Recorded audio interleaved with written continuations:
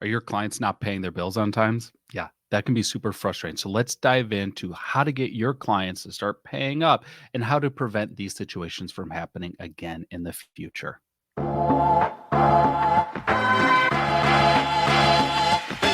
Are you tired of the endless stream of fantasy marketing and vanity metrics? Yeah, so am I.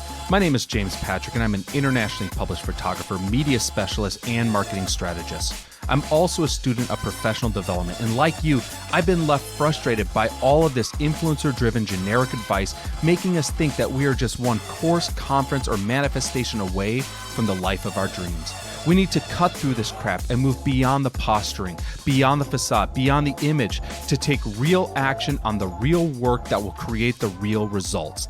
This is the Beyond the Image podcast. Thank you so much for tuning in to this, a recent episode of the Beyond the Image podcast. Wanted to dive into a topic that I myself was dealing with over the last several months. I recently had this issue with a large international client not paying their invoice in a timely manner. Now, it does not matter how long you've been in the business you've been in or how big or legit your client may be.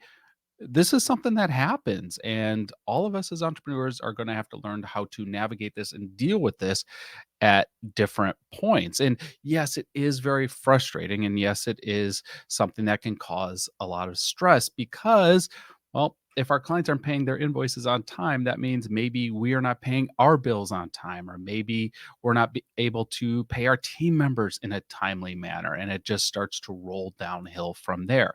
So what I wanted to cover were 5 recommendations on how you can get your invoices paid in a timely manner so you can hopefully avoid these scenarios in the future, as well as revealing how I myself was able to get paid on this particular invoice. The first and foremost is always have terms and conditions. Now, I have a contract that I send off on all my larger commercial projects, but your terms and conditions, let's just say maybe you're a portrait photographer, your terms and conditions can simply be an email that illustrates this is what you are providing in exchange for this amount in fees. It can be that simple. Here's what I'm rendering in regards to services, and here are the fees that need to be paid, and here's the time frame of which those fees need to be paid. Um, Now, in my contract, I actually do include a line item that uh, indicates penalties for late payments over a certain period of time. This is actually a very simple and overlooked step. And so often when I'm working with different entrepreneurs and they're struggling to collect on invoices, this is a step that they may have skipped. Did you have a step where you sent off the terms? This is the services that are being rendered for this amount, and this is when payments due. And if we're skipping that step, it's going to be a lot harder to collect your invoices in a timely manner. So, whether it's a contract or an email, have some sort of system where you are saying the terms and conditions, what you're providing in exchange for what you will be receiving and by when. Second is to collect a down payment. Now, this is another simple step that ensures a client's commitment to you and to the project. And for those that have struggled with no show clients or canceling last minute clients, this all but eliminates that from happening. Now, collecting a down payment isn't always possible with some larger corporate or commercial clients. But the more you can enforce a down payment policy to reserve a date or to reserve your time, the easier your collections are going to be. Uh, this could simply be, and this is what we do within my business, where we ask for a 50% down payment to reserve a project date. And then the remaining 50% is due after the project is completed or the day of the project. For you, it could just be 25% or whatever feels comfortable between you and your clients. But this, once again, this is not a hard step.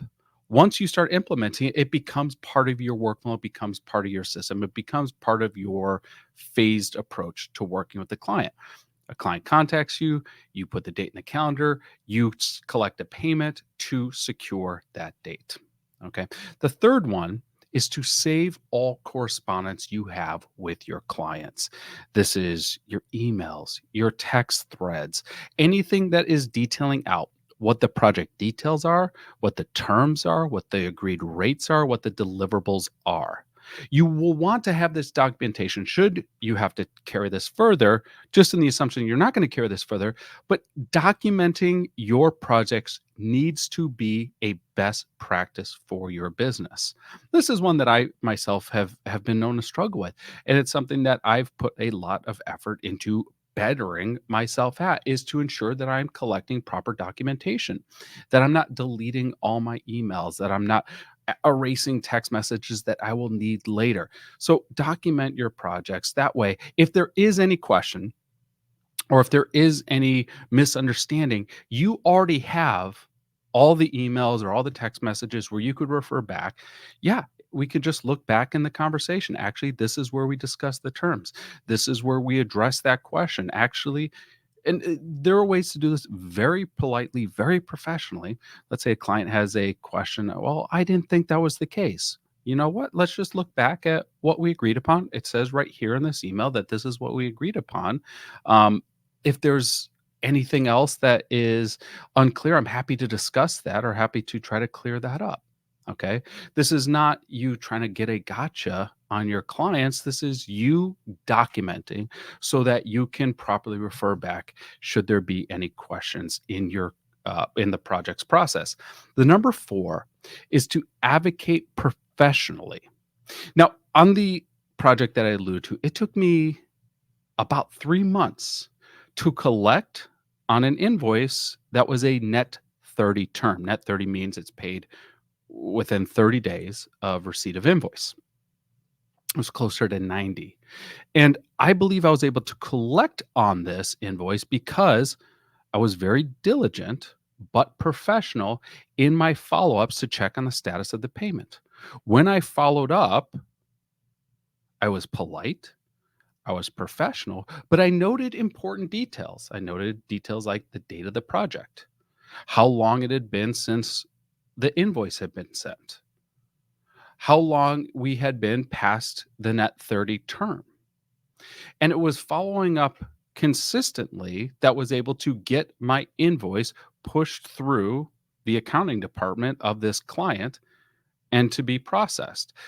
Now, the fifth one, which just kind of branches right off the fourth, is there's no reason to have to make threats. The reality is that oftentimes we might be small potatoes to a client. And that invoice, which could be critically important to us, could be just a drop in the bucket for a certain client. Or they might not be prioritizing paying their invoicing because maybe they only do accounts payable once a month and you just happen to miss their accounts payable. Or maybe they do accounts payable on an irregular basis and it's just going to be a little while before they get to your invoice. Or maybe there's a lot of other invoices which are taking priority over your invoice. There's a lot of reasons outside of a client trying to take advantage of you.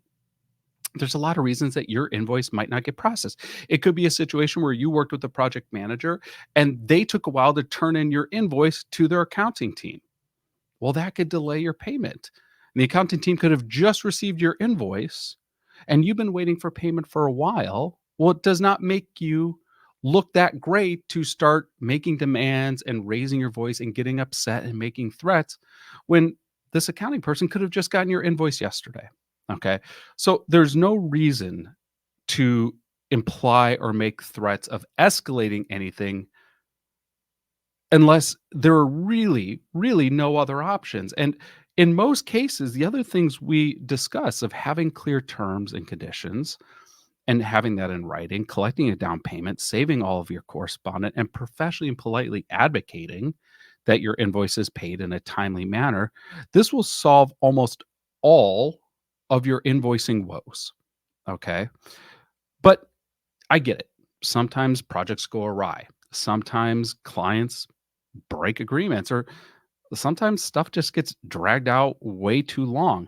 And in those very rare instances, okay, then I'd pursue legal advice for next steps. But this would be a last effort after I've exhausted all my other options because who really wants to work with someone who is known for being highly litigious? That being said, this is your business. You provided a service. You deserve to be paid for your service and you deserve to advocate for your payment in a timely manner. And if you set terms that are easy to understand, have the client agree to those terms and keep that documentation, this is going to solve the vast majority of your collection woes. Thank you so much for tuning into this episode. We hope you have an amazing rest of your week. And if you have any questions at all about sales, marketing, or entrepreneurship, shoot us a message at jpatrickphoto on Instagram. Happy to answer any questions you have. Good luck. Take care of yourselves, and we'll talk to you in the next episode. Take care.